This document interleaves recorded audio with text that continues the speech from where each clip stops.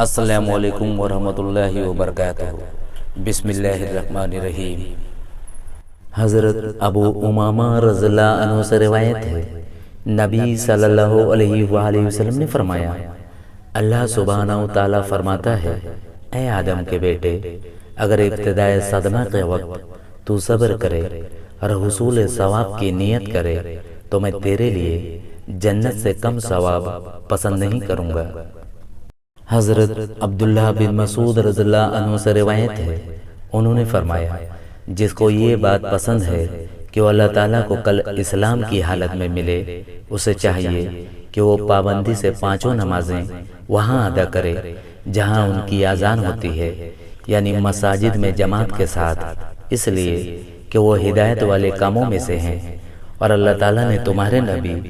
صلی اللہ علیہ وآلہ وسلم کے لیے ہدایت کے کام مقرر کیے ہیں۔ میری زندگی کی قسم، اگر تم سب گھروں میں نماز پڑھنے لگو تو اپنے نبی صلی اللہ علیہ وآلہ وسلم کی سنت چھوڑ بیٹھو گے، اور اگر تم نے اپنے نبی صلی اللہ علیہ وآلہ وسلم کی سنت چھوڑ دی تو یقیناً گمراہ ہو جاؤ گے۔ میں نے دیکھا ہے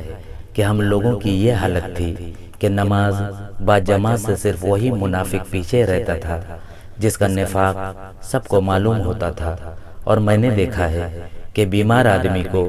2 آدمیوں کے سہارے سے لایا جاتا تھا حتیٰ کہ وہ صف میں شامل ہو جاتا، اور جو شخص وضو کرتا ہے اور وضو اچھی طرح بنا سنوار کر کرتا ہے، پھر مسجد کی طرف روانہ ہوتا ہے اور اس میں پہنچ کر نماز پڑھتا ہے، تو وہ جو قدم بھی طے کرتا ہے اس کی وجہ سے اللہ تعالیٰ اس کا ایک درجہ بلند فرماتا ہے اور ایک غلطی معاف فرماتا ہے۔ پیارے دوستوں، مزید اچھی حدیث ویڈیوز کے لیے ہمارے چینل کو ضرور لائک اور سبسکرائب کر لیں۔ جزاک اللہ، بہت شکریہ۔ السلام علیکم۔